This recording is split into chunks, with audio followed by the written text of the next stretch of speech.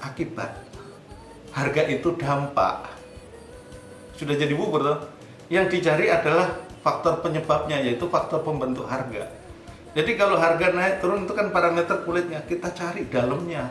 Apa sih yang menyebabkan itu? Faktor pembentuk harganya yang kita cari. Sumber-sumber penyebabnya apa? Supply demand-nya di mana? Nah, itu ketemu rata-rata sekitar 6-7 faktor pembentuk harga, dan sebagian besar ada di faktor internal, sebagian di faktor eksternal yang mempengaruhi itu. Itulah yang perlu ditelusuri lebih dalam lagi sehingga ketemu misteri itu. Dan akhir-akhir ini kan memang juga dampak Covid, harga pupuk juga naik, pestisida naik, jadi biaya input petani juga naik.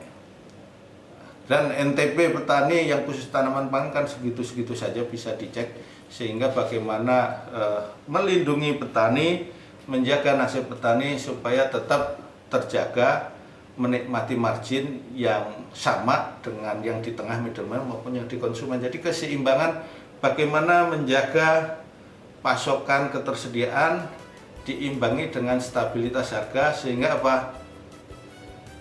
Produsen atau petani menikmati margin yang layak, yang di tengah dari produsen ke konsumen ini juga mendapat margin yang wajar, kemudian yang sisi hilir yaitu konsumen beras, termasuk kita semua ini makan beras kan, itu bisa tersenyum. Jadi keseimbangan 3 komponen besar itulah yang perlu dijaga sehingga sama-sama enak bagi kita semua.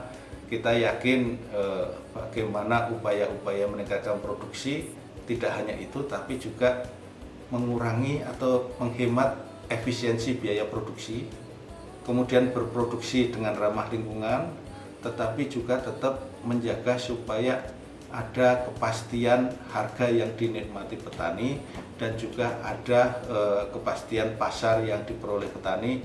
Artinya apa? Ada teknologi, ada kolaborasi, sinergi, nggak bisa jalan sendiri-sendiri, dan endingnya adalah petani harus sejahtera. Luar biasa buat petani kita sejahtera.